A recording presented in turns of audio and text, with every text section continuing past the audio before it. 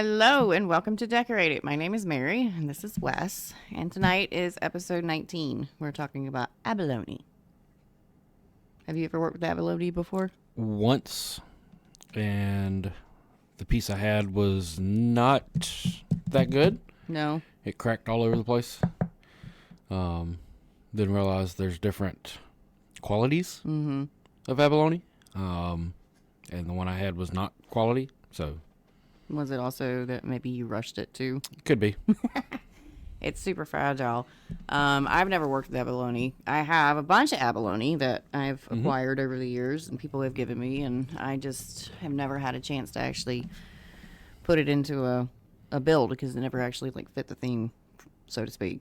Plus, nobody ever goes, "Hey, do you know how to do abalone?" I want to do abalone. They always come to us for wraps and crazy grips and And they always want the closed wraps. marbling. So you can't do an open wrap and put it underneath. And I mean, I technically could put it onto the guide wraps, but it's the theme, having to get it to flow, that would be kind of that doesn't really go so well, you know. Yeah. We don't have any works of our own that we've tried abalone on or anything like that, but I do know how you're supposed to install it, so there's two different ways. The most traditional way is to measure your blank wherever you're sticking it, cut it, the width and the length that you want it to be, so that when it goes to wrap around, the seam matches up really nice. taking into account taper offset for it. Yeah, you would measure the butt section with some tape, and then measure it with the tip section with some tape, and make sure you keep it butt is butt and tip is tip, and then get your straight edge and draw it, kind of thing. And it should match up the way it's supposed to. Once you tack it on there, so you'd put your seam on the bottom of your rod, whatever is the opposite that you're fishing, and get it on there, and then get a heat gun. And the whole idea is to really heat this stuff up super hot and be using the CRB decal roller or a burnishing tool or something, so you can just keep pushing it down very slowly as you go. As you work around. And just keep working all the way around. The trick is to make it hot. The other way that you can do it is put it in boiling water and apply it as well. It's super fragile, so if you try to slap it on there and go to bend it, it's going to crack. It's going to do all kinds of crazy stuff. Yeah, And we have... you can't just take it and Really? bend it. Why are you snapping the good pieces? Because this one is this There's one one is all kinds of jacked up This one. around the edges. You could have used that one. But it this one, just from being beat up, has been cracked, and there's only one section here now. Yeah, I could use as trims, but that's a That can be brown used. one. I do have a orange There it is. version. Yeah, the brown's really pretty, but Wes is, like I said, that one got beat up. This one's the iridescent one. I can't tell you exactly what each of them are. Someone handed me a red one, but that one's also got, you can see where it's bent, where somebody was trying to do some fun stuff with it. The deep dark blue, which is really pretty and hard to get to pick up on the camera. I don't even know. This one was given to me by Pacatine at Mudhole last year, so I don't even know where this one is called, where it comes from. This is one, I think this one's called Sky Ice Wing or something like that. Ice Wing Sky something. I got a purple. I got a big sheet of purple. And this purple and this teal, I guess we're going to call it teal. These two sheets came from Kevin Knox, which, if you don't know who Kevin Knox is, he's with Angler's Envy. And he actually uses abalone a lot. He was selling his very high quality sheets for a long time. I don't know if he's still selling them or if he's just using them. But he was actually sourcing it and bringing it in, and his stuff was good. It gave different options from the norm. Yeah, and then it just depends. You can get Mudhole sells it, and you can actually look up abalone veneers inlay sheets or something similar to that, and there's tons of sources where you can find them. And there's all different colors and shades, and the great thing is they all have the 3M backing on them, so you just peel it and it sticks. And then once you get it on and it's wrapped, it's recommended to wrap over it with thread from the full length. Give it a little while to cool off. Basically, it's going to be a full hour once you get it so hot you have to wrap it. And wrap the whole thing, give it an hour, pull all the thread back off, and you should be good to go. I do believe Kevin was the originator. I just can't remember exactly the dates that all that stuff started happening. But I do know that he was the one that kind of brought it to market, as far as I know. I just don't have all the facts for it. Which, I should have just straight up asked him, because I texted him to put some of his work in here today, because he's not on Facebook anymore. He is strictly on, except for his Facebook His business page. And I think he's on TikTok, because I usually end up talking to him on TikTok a lot. But yeah, he had some good stuff, and he went to a bunch of shows teaching people how to to use it properly and how to install it. And I think, like I said, that purple and that teal came from him, and the rest of them, I know randomly acquired over the years. acquired. Packaging gave me one. I bought a couple of them. It's good stuff. I just don't use it because I don't have a theme for Where it do yet. you see it being used the most, and where do you think there's opportunity for it to be used more? It's basically, you see it mainly where the wraps and stuff are, like in the split grip or where the decorative wrap would go. A lot of people do it under the under wraps in that big section, so they're just tying on top of it for the feet. I think it was Jake, I'm pretty sure it was Jake, that he decided to cut thin strips of like a red, orange, and yellow abalone. I wish I had gone and found the rod, but he did really thin strips, and he used it as the trim bands on his guide wrap. It was at Mudhole when we saw it, and I think, because I was like, who did this one? And he's like, oh, this one I've been working on. It's just taking me a while to finish it. So that's an idea, too. You can use it as little trims to kind of add some nice little spunk and sparkle. Yep. I wouldn't see why you couldn't use it under the real seat where it shows the blank. I'd like to see more of that with all these open insert real seats. Especially if you get the measurements just right and everything's good. Because you don't technically have to epoxy over it. No, you don't. And that was one thing I was reading up on today, because I always like to make sure I know everything before I go talking about it. But they were like, most of them recommend to put a coat on it. Anything past that, they said it's just up to you. It's really like sealing that seam on the backside is all you're really worried about. Well, plus, and you want to prevent it from getting banged up, because it will crack, But I would treat it like anything else. I'd put enough coats of epoxy on it to where it's completely encapsulated and sealed and encapsulated. Because there's also the rod skins that aren't the actual shell, and it's just like a plastic little. It's like a decal, and you can just poop and put it on there, and it looks just like the real deal, but you don't have to worry about the cracks. And there's a couple different versions of those. I know Mudhole's been selling them. And it doesn't have as much depth in it. Yeah, you don't get as as the much abalone does, but it's a good replacement if you got a super skinny blank that you want to put it on and it's just not bending the way you want to. Because in the grand scheme of things, it's not super cheap for this stuff, because like one sheet's like $14. Yeah, but it's a decent size sheet. But if you screw up the sheet a couple of times, like, you can't use it anymore. And that's like, ugh.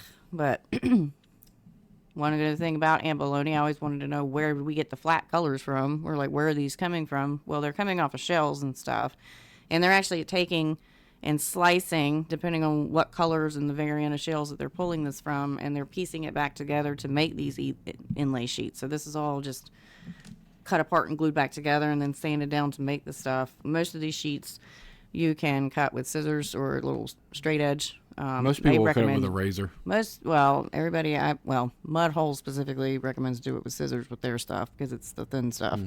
If it's the thicker, obviously a razor blade is going to be the best bet, or a sharper knife of some sort. Wear a mask, okay? This stuff's toxic. Like, if you have to sand it or do any of that, if you get, like, even when you're cutting it, like, just be safe, because abalone's no joke. We'll talk about G. rushi in the future, and you do not mess around with that dust. Yeah, you don't cheap out on your PPE. Nope. You actually follow your directions that day. Do not do not skip it and just pass go. No, stop. Put your mask on and then get to it. So that's basically how you put it on there. Heat it up really hot, whether it's with a heat gun or you decide to do the boiling water method. If you do the boiling water method, obviously be careful. It's hot. It's going to burn your fingers.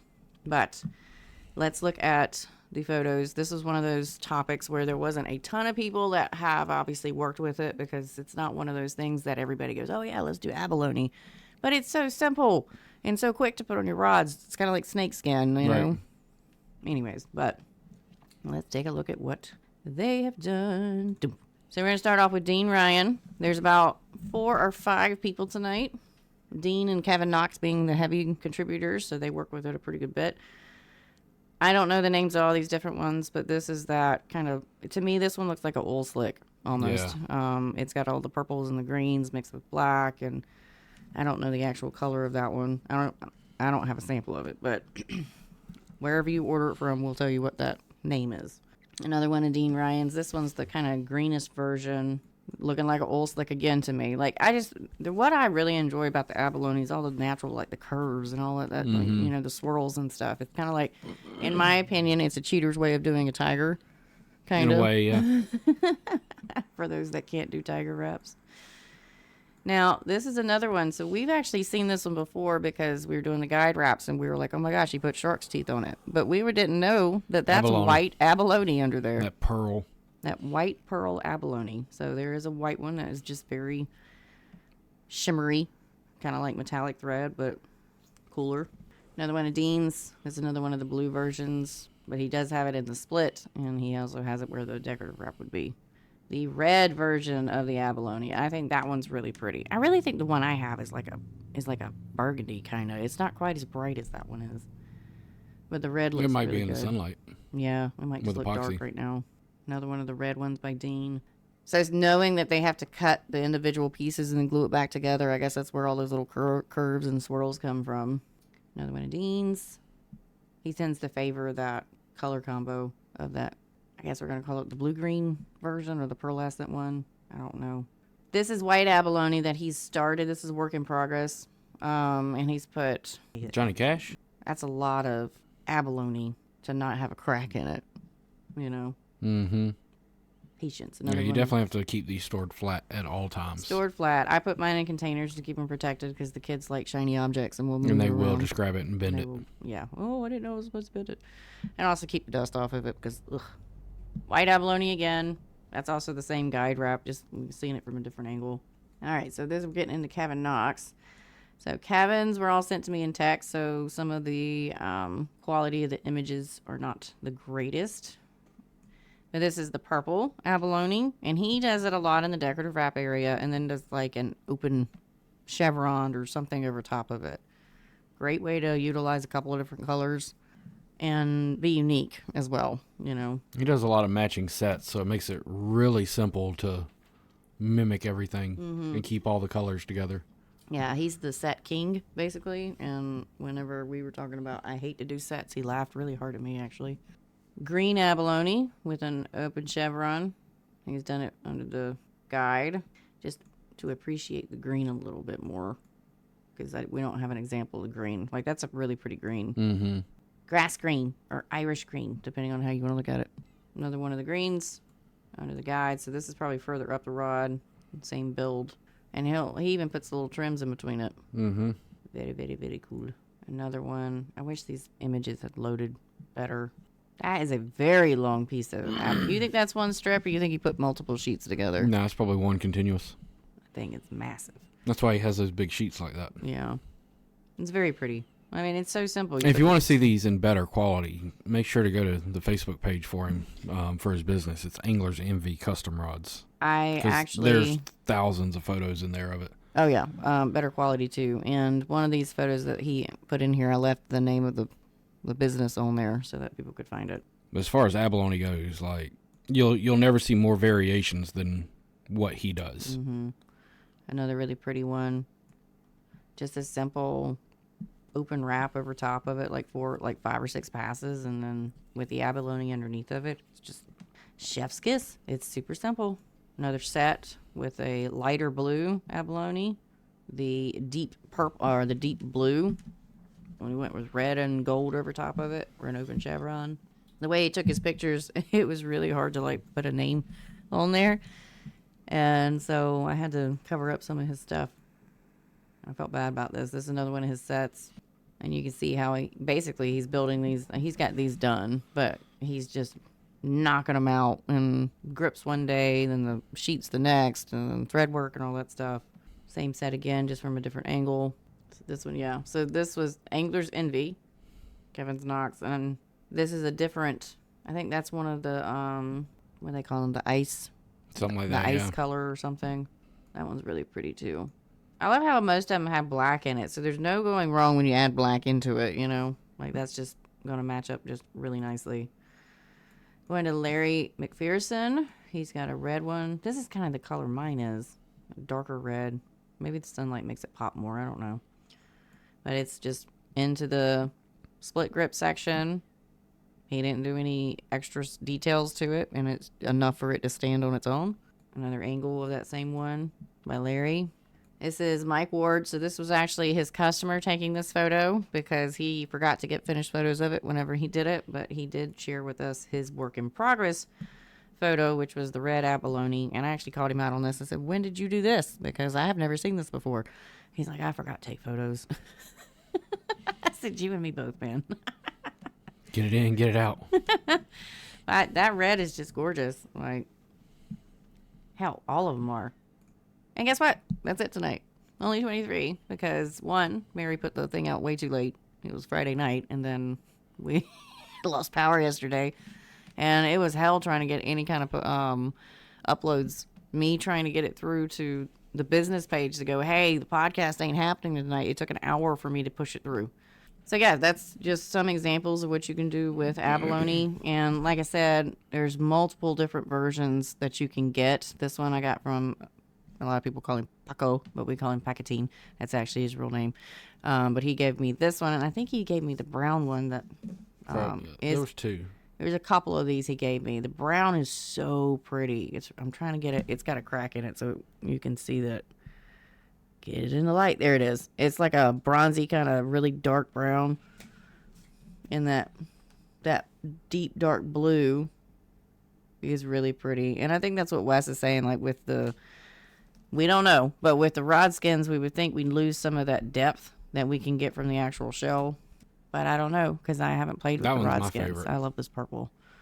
I'm just going to have to make a rod that requires me to use the abalone and just sell it instead of waiting on somebody to ask me to do it. This one's my other favorite. This one's pretty. Pretty, pretty. I don't like that one as much. Well, I don't care. I like it. But that orange is really, I like the orange too.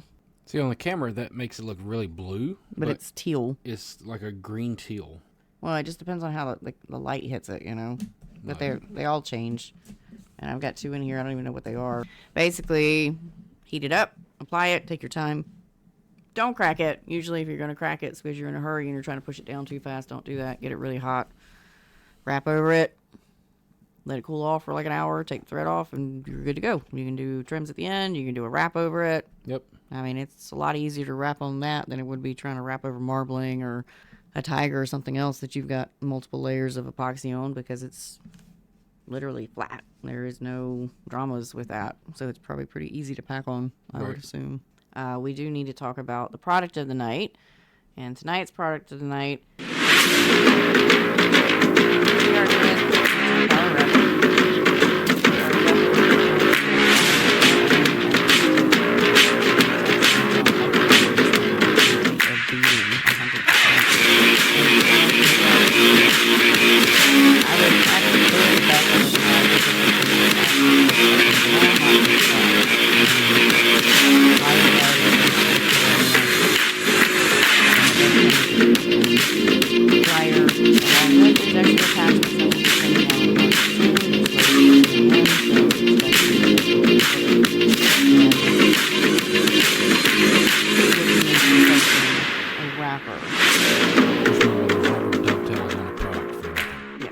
Quite a few attachments coming out, and it's going to be pretty fun. We did speak to them a little bit actually at Foley and have heard some of the attachments that are coming out, and I thought, well, yeah, that's definitely helpful. That's definitely helpful. Like, there's two different versions. There is the slightly cheaper one. I do believe the Pro G2 is running like $6.99 or something like that. Something like that, yeah. It is wider base track, so you can put thread carriage on the front or you can put it on the back. I have mine on the back with a little roller on the front to feed it, but at Foley I also got gifted a couple extra wrappers and some other thread carriages. So I'm actually keen to see what those other thread carriages might do that do belong to the CRB, because one of them's got the upper tensioner on the top of it. Mine doesn't. Mine has to feed one way or the other. So upgrades and replacements. I'm and excited for that tool we got rest. the tool rest too. We got a freaking tool rest and that whole bunch of stuff. So I can turn a little bit of stuff on the RBS. Also have to take a minute and give a big thank you to our sponsors. So thank you again to A Foundation Outdoor for allowing us to travel, to teach, and to continue on with giving away awesome products and stuff on this podcast. It is welcomed and thanked and appreciated 100%. We have shirts now, which we're both wearing them tonight. If you want to support the podcast, I will put a link below after this ends, and you can order the Decorate It t-shirts, which is just the logo currently what is on the landing page. It's actually these lights that are behind us that I took a photo of one night when I turned all the lights off in the shop and thought it was fun. But we'll be coming up with new things. Oh yeah, there's going to be some New shirts and sayings that Wes wants controversy. Wants to put out there. That one, it supports the decorative studio in general, but there's this shirt specifically for the podcast. So if you want to help us support and keep moving forward and getting better and hopefully better quality of content in general, thank you. That's all I'm going to say. Appreciate it. All right, so getting off of our little sales pitch, we do need to recap Foley a little bit. Yeah, you can do that. We did go to Foley. What was it? 2 weekends ago now. Yes. Was it? Yeah. Yeah, It's been 2 weekends ago. Time is just going zoom. Foley was awesome. We got down there Thursday. We last minute got invited to go to the CCA event, which is the Coastal Conservation Association. That was fun. Like, I never been to like a banquet or anything. I don't even know what they technically were at. It was an auction event. They were doing silent auctions and stuff. It's a fundraising banquet. I've never been to one. Typically, in my head, going to something of that nature, like, you got to show up and, look nice. And we were traveling in freaking sweats and a t-shirt because we had a 10-hour drive. So we got to the place that we were staying and, like, quickly kind of changed into jeans. And Mary didn't bring a polo. So I was like, t-shirts, like, okay. To the person we stayed with, greatly appreciated. 100%. A blast. Thank you. Absolutely a blast. We got to meet Doc that night, and we hung out with Bill Batson, Todd Vivian, Bob McCamey, Bill Falconer, Durwood, with also Jake and Aaron and Jack and David. Mm-hmm. I think that was everybody. Trying to remember the entire table that was sitting. Pretty sure that was everybody, right? Yeah. You see, we were all doing the little turn of who was sitting at where we were.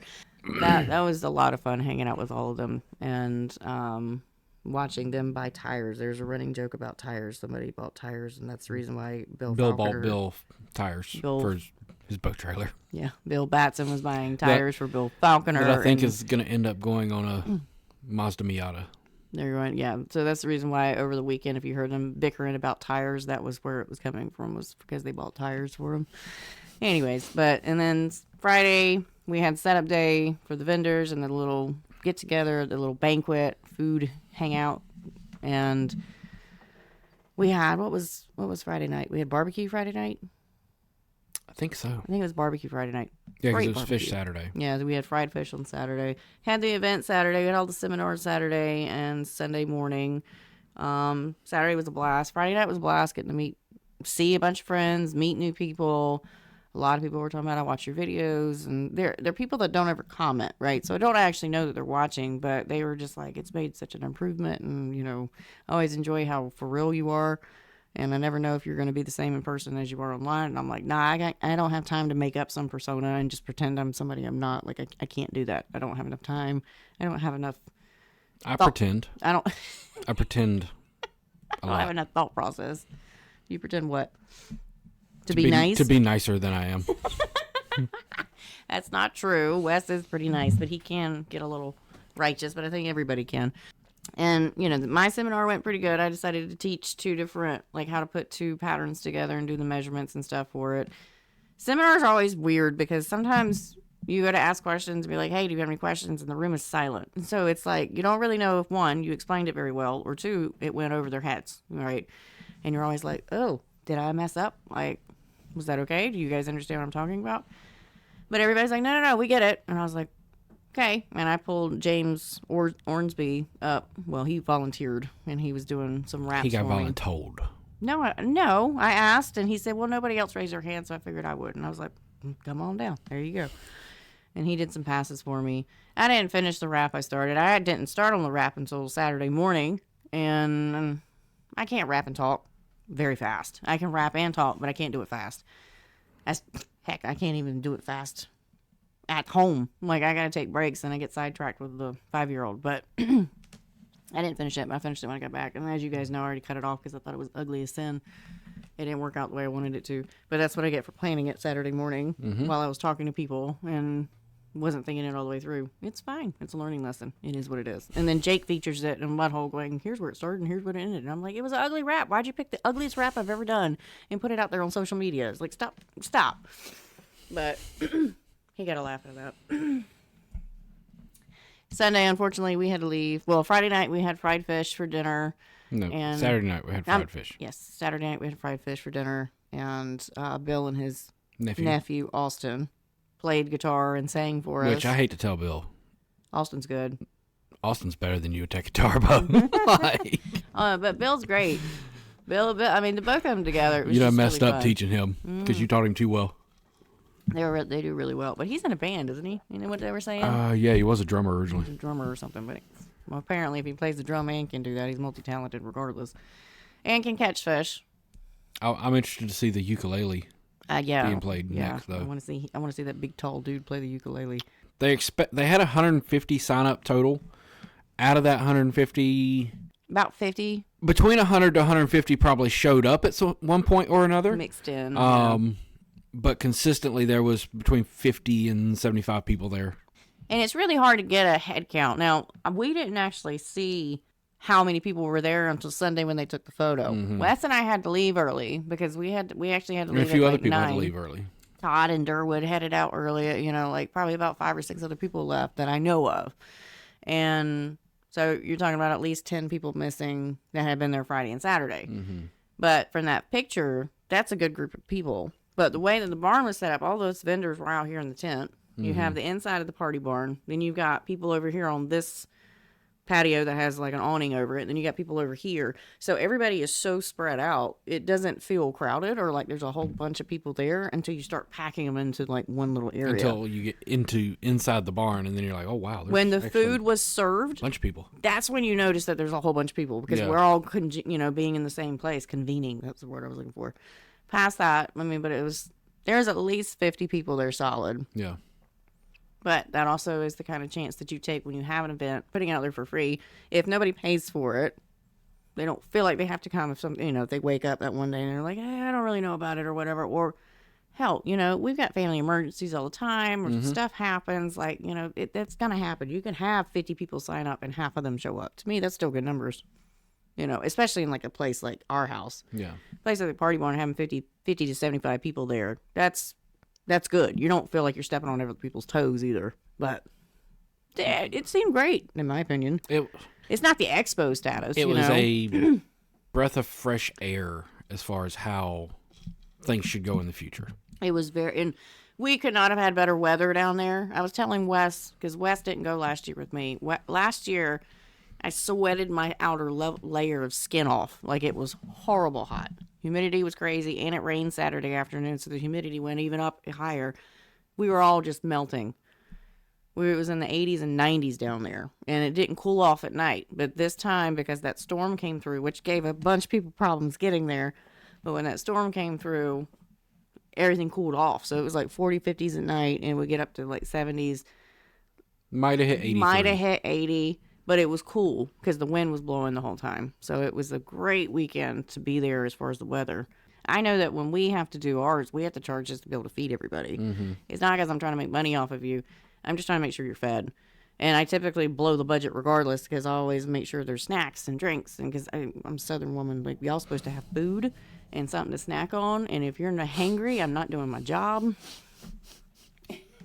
Like, I will order in some food and blow the budget quite a lot. Like I had to do that one time when you were in the ER. But we're not talking about that. We're talking about Foley.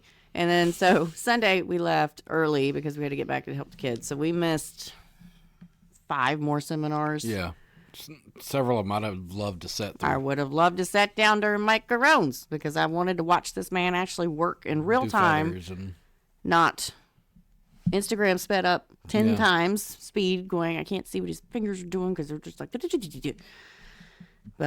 is what it is. Next year, we'll know to plan a little bit better. Maybe the kids will be old enough they can travel with us. Maybe spring break will fall on the same week next year. I don't know. At that point, they're just going to have to travel with us.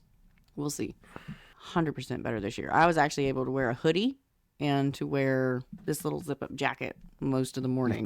With pants. And And I not be didn't hurting. have swamp butt. Basically, in conclusion, with abalone, you want to definitely get the ones, most of the ones I know have the 3M backing on it, and so it's going to be really easy just to peel and stick, but measure your blank. Make sure you do the tape method where you do it at the butt and at the tip. A lot of people will cut the tape off. I like to do the tape where it meets and make a line instead of cutting into my blank, but that's just personal preference. Mark it, tip side, butt side, put it on the abalone, get your straight edge, cut it, and then stick your seam on. You could do the middle, but it's a lot easier to go to the bottom and line up the seam and then just kind of keep wrapping it instead of trying to guess where that seam's going to fall.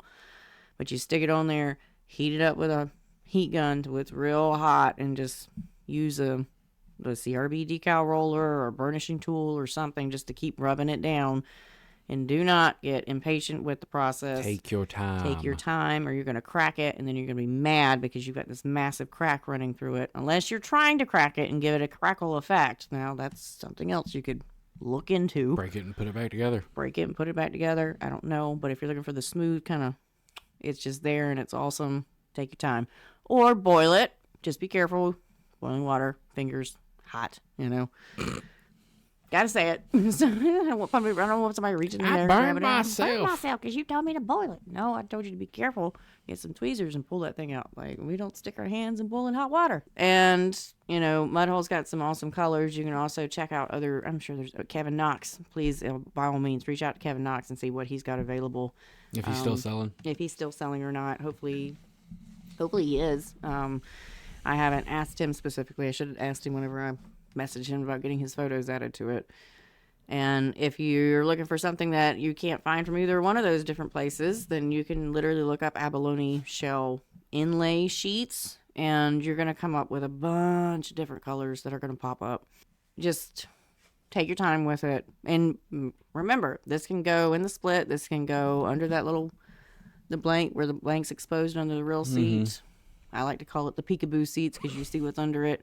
I know I make peekaboo. We can put it in the decorative wrap area. You can put it as an under wrap on the guides. You can do it. Take a page out of Jake's book, and he did little, really thin pieces and used it as trims on some of his. And that guide wrap looks really cool, really sharp. I was like, oh, I didn't even think to do that. You know, Or anything else that you may come up with when playing with it. Try it. Who says that we have to wrap it around the blank and, you know, like 360? Why can't we just slowly spiral it up there if we've got to heat it? Or to do do straight it? lines. Or Do straight lines, you know. Multiple ways to do it. cut it apart into different shapes and make a fish and put it back on the blank. Yeah, I wish we had an example of that. I think I've seen I've somebody seen somebody cut it into a shape and put it under there. Yeah. I mean, simple shapes. It doesn't have to be anything crazy, but just, you know, a silhouette stuck on there, and then it's less to wrap. It's less to possibly break. Mm-hmm. That's a really cool idea. Would love to see what people could come up with. I mean, you could even put it on the butt cap, you know, in the little Like section. inlay. Mm-hmm. Use one of the inlet tools and Yep. Zoop, and just stick a piece in there and then cover it up with epoxy, and then now you got an abalone butt cap. yep. Whoa, so many different ways to do stuff, you know. We just got to go, what's different and where can I put it? Yep. Think outside the box. Don't stay inside the box. Welcome to Wonderland, you know. But basically, try it out. I'd love to see people, you know, starting to New do ideas. new ideas, taking something that we've had and everybody just kind of just the generic version of it and kind of come up with new stuff. Like, I think that'd be really cool. Yeah. And share your work. You know, if you're a part of the Facebook group, the Southern Rod Builders, by all means, post, hey, here's some abalone stuff I did. Check out my business page, The Decorative Studio. Also, YouTube channels, Decorative Studio. I'm on TikTok as The Decorative Studio and Instagram as The Decorative Studio. So you can find me anywhere. And we'd really appreciate you subscribing to the YouTube channel. We're trying to build it. We have to get to 1,000 followers. We can do live videos on there. Yep. We can take this live video that we did and incorporate it into YouTube as well. Yep, we can start sharing onto multiple platforms and grow the education factor, if you will, which is, I just like talking about rod building. It's fun. Most of the time. Most of the time. Whenever it doesn't stress you out, right? Right. But anyways, thanks for hanging out with us tonight. We really appreciate it.